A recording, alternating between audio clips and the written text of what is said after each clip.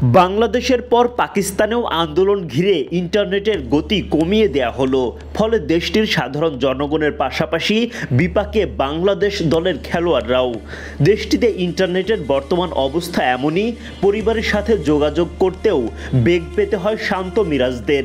এদিকে বাংলাদেশ এখনও সরকার বদলের পুরোপুরি রেশ কাটিয়ে উঠতে পারেনি। তাই তো পরিবারের নিরাপত্তা নিয়েও বাড়তি সংশয়ে খেলোয়াড়রা। এমনটাই খবর পাকিস্তানের গণমাধ্যম। উপমহাদেশের রাজনীতিতে এখন বেশ অস্থিরতা। বাংলাদেশ থেকে শুরুর পর প্রায় একই রূপ ভারত আর পাকিস্তানেও। পাকিস্তানের সরকার বিরোধী আন্দোলন দমাতে তো রীতিমতো ব্যবহার করা হচ্ছে বাংলাদেশি স্টাইল। বাংলাদেশে আন্দোলনের গতি বদলাতে ইন্টারনেটের গতি রোধ করা হয়। ঠিক একই কাজ করল পাকিস্তান সরকারও।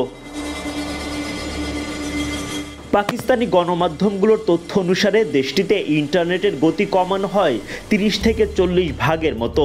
এই অস্থির সময়ে ব্যবহারকারীদের মধ্যে ইন্টারনেট ব্যবহারের প্রবণতাও বাড়ে। সব মিলিয়ে স্বাভাবিক সার্ভিস থেকে বঞ্চিত হচ্ছেন গ্রাহকরা। পাকিস্তান ক্রিকেট বোর্ড টাইগারদের জন্য অনুশীলনের ঠিকঠাক ব্যবস্থা করে দিলেও ইন্টারনেট ব্যবস্থাপনা যে তাদের হাতেও নেই। 17 আগস্ট বাংলাদেশ দলের পাকিস্তান সফর করার কথা ছিল, কিন্তু বাংলাদেশের রাজনৈতিক পরিস্থিতি বিবেচনায় 12 আগস্ট সেখানে চলে যায় গোটা দল। পাকিস্তানের আমন্ত্রণে নেওয়া হয় এমন সিদ্ধান্ত।